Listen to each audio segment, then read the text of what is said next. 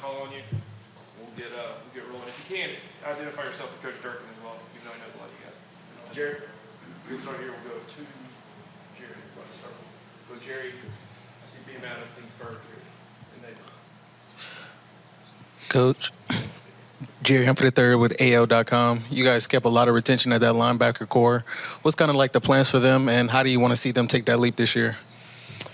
Right. I mean, I think it's important as a coach. You always build a plan for your players as to what they need to work on, and then how we're going to work to improve it together. And so, even a player like Xavier Atkins, who had amazing production and a lot of numbers, there's so many things he can get better at in his game.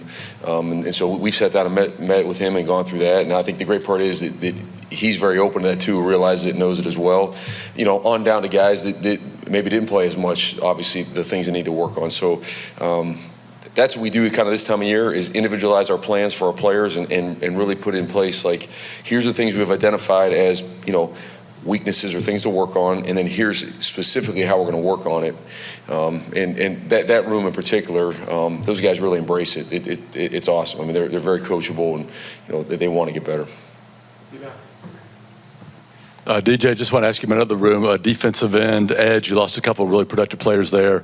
How do you feel like the guys you brought in there? And is that a room where you may look to bring in or change a position, bring a guy like Riddick in maybe, or maybe a defensive lineman to play the 5 tech, something like that? I really like the room we put together as a whole in our defensive front. Just watching these guys run and move around, I think we've really helped ourselves. It's impressive.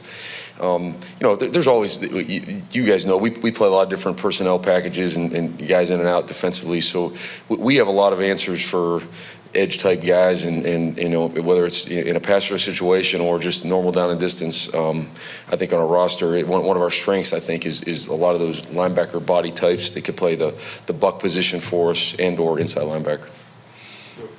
Ferg, and then Davis, and then Nathan. Justin Ferguson, Auburn Observer. You guys brought back 3 defensive linemen that were freshmen last season, got their feet wet. How important was that to bring them back? And then obviously getting Dallas back for another year. How big is that for what y'all do up front? Man, I tell you what, that waiver coming through was huge with Dallas. I think Dallas played really well for us last year. I think he got better and better as the year went on, and obviously he'll be a guy we count on for sure moving forward. So that was a big one for us. And then the 3 freshmen you talked about, I mean, those guys, they played productive snaps for us last year, and to play as a true freshman defensive line in the SEC is not an easy thing to do. We have really, really high expectations for those guys this year and moving forward, and so to have them all return and still be here with us and being that next year development is critical. I think one of the things being so missed and lost in college football right now is the development, and the way you get better at anything in life is to do something consistently over and over again. And when these guys bounce around from year to year and you get different coaches, different system, different drills that you're working on, it's hard to continue to develop at the rate you should. And so those guys in particular, we're expecting great things from them. DJ Davis Baker, WSFA Montgomery. I know you've been coaching a while, but are there any lessons that you learned from your time last year as an interim that you think can make you a better defensive coordinator going forward? And if so, what are those? I think in life it always helps when you change the lens in which you're looking at things, right? The things you look at then change. So sure, I mean, just for a little amount of time, it broadens your perspective on things and helps you understand maybe other positions better. I think all in all, right, when you gain those experiences, like being a coordinator, I think to go back and be a position coach, it helps you be a better position coach. Being a head coach, it helps you go back and be a better coordinator. As you go to that next step and you're kind of seeing what you would want and how you'd want it done. And so I think there's good reminders in that for sure.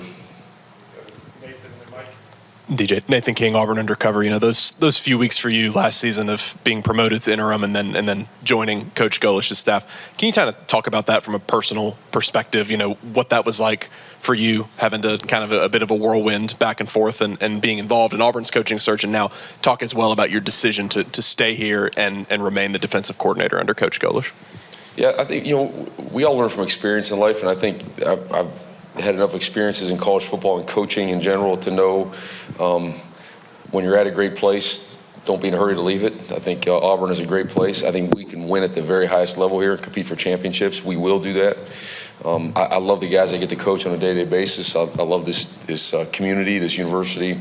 My family really loves it here, and so those things are all easy. The time doing that obviously was it was 900 miles an hour, and at some point I'll have a chance to maybe look back and reflect a little better. Just really haven't had that. I mean, it was every day going full speed, and then right into the next thing, and then into the portal and everything else going on. So that's kind of how our job works, how we operate, and I'm good with that. I'm very, very blessed to be here and thankful for the opportunity Coach Golich has provided. Coach, Michael Giddens, War Report. Xavier Atkins exploded on the scene in college football last year. Can you talk about getting him back and what that does for your defense? And then can you talk about who you guys acquired that may have the opportunity to do what Xavier did? Yeah, I mean, I think his numbers speak for themselves. Obviously, the production at a very high rate. It was really fun for me to see. I was part of Xavier's life at a younger age when he was in high school and recruiting him and getting to know him and his situation. And so to then see it through, I thought at one point we were going to be together coming out of high school, and things happened that didn't happen. But to get him here now and to be a part of that with him, to see him playing at that level has been tremendous. And like I said, I think he has a lot of room for improvement in his game. I think he's got a lot of ways to get better, and those numbers those are hard to improve on, but we're certainly going to strive for it. But I think just in his game in particular, there's a lot of things we can do to get better at that. Overall, defensively, we did make a lot of additions to our defensive front, all right, as well as at the corner position in the back end. And we have some guys there that are extremely talented. You go watch our guys in workouts and run around. It's like, okay, we got a chance to be really good. Now, you say that right now, February, the biggest challenge for all of our guys is going to be, and it's I think probably kind of nationwide, is how do you come collectively together as a team and build a togetherness and a standard of which they're going to operate together? Because you got a bunch of new faces on it, and it's like, okay, we play the ultimate team sport, and the only way you're going to have success is those guys are bought into being accountable, being a part of something bigger than themselves. And so we've already talked about a bunch with our guys, and that's what it's going to be now. We're starting to build that right here in our winter workouts, through spring ball, through summer, and getting into the season.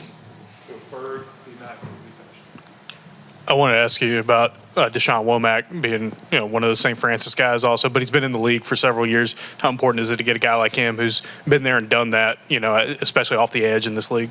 Yeah, huge. I mean, getting Deshaun was a great one for us. He's a NFL type talent, body, just all his movement skills for the size he is pretty incredible, and he has a great relationship with a lot of guys on our team. As you mentioned, the St. Francis High School connection. Those guys look up to him. He's a guy that's been a leader in their lives and somebody looked up to at a younger age as well. And so I think that's natural connection with some of the guys on our team, and we're certainly gonna expect big things out of him. DJ, every head coach has his way of doing things. What's different or what's changed for you over the last couple of months in the way the program is being run now?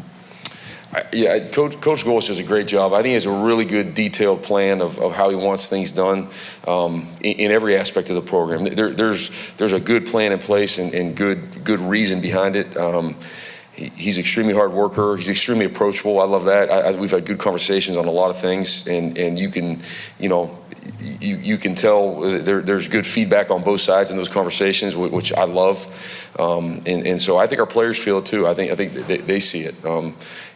As a coach or a player, when you're part of something, an organization, I think you want to know that there's good reason why of everything we're doing. And when you know what that is and feel good about it, I mean, what else can you ask for? And he does an outstanding job as a communicator to the coaches and players. All right, thank you, Jay. All right, guys, thank you.